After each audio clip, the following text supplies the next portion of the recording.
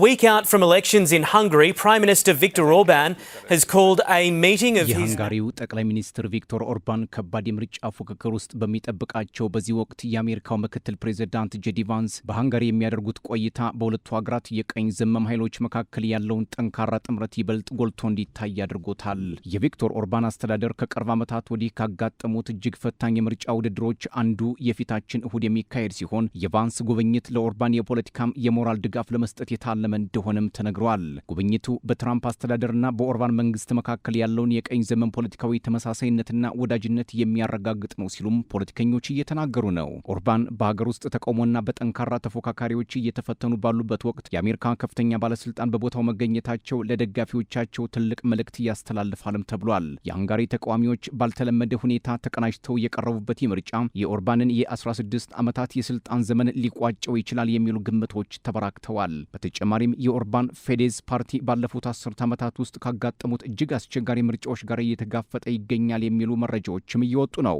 በመሆኑም የዋሽንግተን ድጋፍ ለኦርባን አስተዳደር ዓለም አቀፋዊ ተቀባይነትን ለማሳየት ወሳኝ ግብዓት ተደርጎም ተወስዷል። ባለፈው ሳምንት ዋይት ሃውስ ባወጣው መግለጫ መሰረት ምክትል ፕሬዝዳንት ጄዲ ቫንስ ሃንጋሪ የገቡ ሲሆን ለ2 ቀናት የሚቆይ የሁለትዮሽ ውይይትንም ያደርጋሉ። ጠቅላይ ሚኒስትር ኦርባን በሀገር ውስጥ በፒተር ማጊያር ከሚመራው የቲሳ ፓርቲ ብርቱ ተቃውሞም ገጥሟቸዋል። ምክትል ፕሬዝዳንት ቫንስ ከኦርባን ጋር በሚያደርጉት ቆይታ በሁለቱ ሀገራት ግንኙነት፣ በዩክሬን ጦርነትና በአውሮፓ ወቅታዊ ደህንነት ዙሪያ እንደሚመክሩም ይጠበቃል። የቫንስ ጉብኝት ተራ ዲፕሎማሲያዊ ጉብኝት ሳይሆን ኦርባን በሕይወታቸው እጅግ አስቸጋሪ በሆነም የምርጫ ውድድር ውስጥ ባሉበት ወቅት የተሰጠ ግልጽ የፖለቲካ ድጋፍ ነው ሲሉ የፖለቲካ ተንታኞች እየተናገሩ ነው። የአሜሪካው ፕሬዝዳንት ዶናልድ ጄ ትራምፕ ባለፈው የካቲት ላይ ለሃንጋሪው ቀኝ ዘመም መሪ ቪክቶር ኦርባን ሙሉና ፍጹም ድጋፋቸውን የገለጹ ሲሆን የውጭ ጉዳይ ሚኒስትሩ ማርኮ ሩቢዮም በዚህ ወር በቡዳፔስት በመገኘት አጋርነታቸውን ማሳየታቸው የሚዘነጋ አይደለም። የፖለቲካ ተንታኞች የጄዲ ቫንስ ጉብኝት በዋናነት በትራምፕና ኦርባን መካከል ያለውን የጠበቀ ግንኙነት ለማጉላት የታለመ ነው ሲሉ ጉዳዩን ከጉብኝት ባለፈ ከባድ ፖለቲካዊ አንድምታ እንዳለው ይናገራሉ። በሃንጋሪ እየወጡ ያሉ የህዝብ አስተያየት መስጫ ውጤቶች ወይንም ፖልስ እንደሚያሳዩት ተቃዋሚው የቲሳ ፓርቲ ከ8 እስከ 12 በመቶ፣ በአንዳንድ መረጃዎች ደግሞ እስከ 20 በመቶ የሚደርስ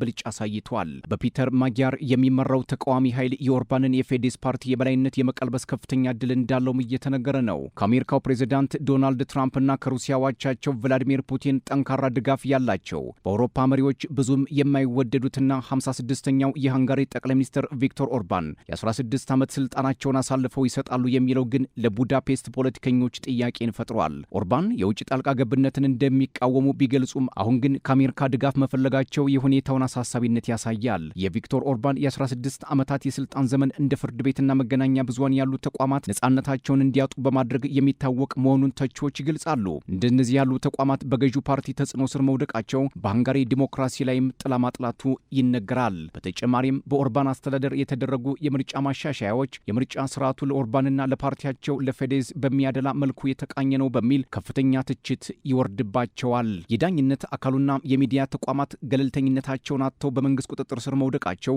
የምርጫ ክልሎችን መልሶ ማዋቀርና የድምፅ አሰጣጥ ህጎች ለገዢው ፓርቲ በቀላሉ አሸናፊ እንዲሆን ታስበው የተዘጋጁ ናቸው ተብለው መፈረጃቸው በመንግስት ላይ ቁጥጥር የሚያደርጉ ተቋማት አቅማቸው መዳከሙ ጠቅላይ ሚኒስትሩ ያለምንም ገደብ ስልጣናቸው እንዲጠቀሙ መንገድ ከፍቶላቸዋል የሚሉ በርካታ ትችቶች በኦርባን ላይ ይቀርባሉ። ተቃዋሚ ፖለቲከኞችም እነዚህ እንቅፋቶች በሃንጋሪ ፍትሐዊ የሆነ የፖለቲካ ውድድር እንዳይኖር አድርገዋል ሲሉ የኦርባንን መንግስት ያብጠለጥሉታል። ምንም እንኳ ተቃዋሚ ፓርቲዎች የምርጫው ሂደት ፍጹም ሚዛናዊነት የጎደለው ነው ቢሉም አብዛኞቹ የህዝብ አስተያየቶች እንደሚያሳዩት የ62 ዓመቱ ኦርባን በ45 ዓመቱ ተቀናቃኛቸው ፒተር ማጊያር እና በቲሳ ፓርቲያቸው እየተመሩ ነው። ፒተር ማጊያር ቀደም ሲል በኦርባን የፌዴዝ ፓርቲ ውስጥ ከፍተኛ ባለስልጣን የነበሩ ሲሆን ከ2 ዓመት በፊት ከፓርቲው ጋር በመለየት በአሁኑ ወቅት የኦርባንን አገዛዝ የሚቃወሙ ዜጎች ዋነኛ ድምፅ መሆንም ችለዋል። በመንግስት መዋቅር ውስጥ ያለው የሙስና ችግር መስፋፋት፣ የጤናና የትምህርት አገልግሎቶች ጥራት መቀነስ፣ በሃንጋሪ እየታየ ያለው የኑሮ ውድነትና የኢኮኖሚ መቀዛቀዝ ለኦርባንና አስተዳደራቸው ከባድ ፈተናም ሆኖባቸዋል። ኦርባን በተለይም በስደትና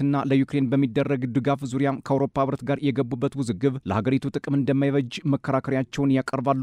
የኦርባን ተቃዋሚዎች የማጊያር መነሳት ለኦርባን አስተዳደር በውስጥም በውጭም ትልቅ ስጋት ሆኗል። ይህም የእሁዱን ምርጫ ውጤት በጉጉት እንዲጠበቅ አድርጎታል። የአውሮፓ ህብረት በሃንጋሪ የዲሞክራሲ ስርዓት ወደ ኋላ አፈግፍጓል፣ እንዲሁም የፍትህ አካላት ነጻነት ቀንሷል በሚል ምክንያት በፈረንጆቹ 2022 በቢሊዮን የሚቆጠር ዩሮ የገንዘብ ድጋፍም አግዶ ነበር። ተቀናቃኙ ፒተር ማጊያር ከህብረቱ ጋር ሰላማዊና ወዳጃዊ ግንኙነት ለመመስረት ቃል የገቡ ሲሆን የታገደው የገንዘብ ድጋፍ እንዲለቀቅ የሚያስችሉ የተቋማት ማሻሻያዎች እንደሚያደርጉም ቃል ገብተዋል። ኦርባን በበኩላቸው ተቃዋሚዎችን የሀገርን ጥቅም ለዩክሬንና ለአውሮፓ ህብረት አሳልፈው የሚሰጡ ሀገርን የሚያናጉ ኃይሎች አድርገው ይስሏቸዋል። ሆኖም ማጊያር የቀኝ ዘመም ፖለቲካ አራማጅ በመሆናቸው እንደ ስደት ባሉ ጉዳዮች ላይ ያላቸው ፖሊሲ ከኦርባን ጋር ብዙም የተለየ አይደለም። ማጊያር የመሃል ቀኝ ፖለቲካ አራማጅ ናቸው። በኦርባን ፖሊሲዎች ያምናሉ፣ ነገር ግን በሙስና ጉዳይ ላይ አይስማሙም። በአውሮፓ ህብረት እይታም የአውሮፓ ህብረት ተጠራጣሪ ቢሆኑም የታገደውን ገንዘብ ማስመለስ ግን ይፈልጋሉ።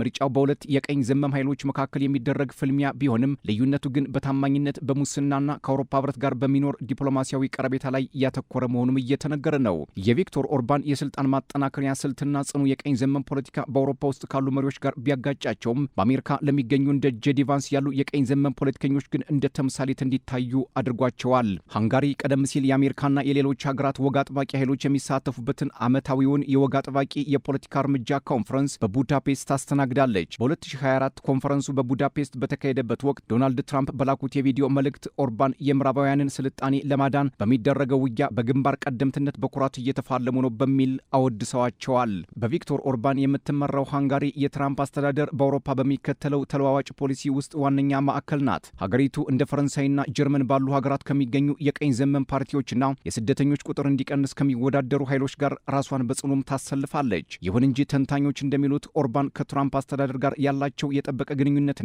በዓለም አቀፍ ደረጃም የቀኝ ዘመሙ ፖለቲካ ተምሳሌት መሆናቸው በሀገር ውስጥ ጉዳዮች ላይ ብቻ ትኩረቱን ባደረገው በዚህ ምርጫ ላይ የሚኖራቸው ፋይዳ ውስን ሊሆን ይችላል።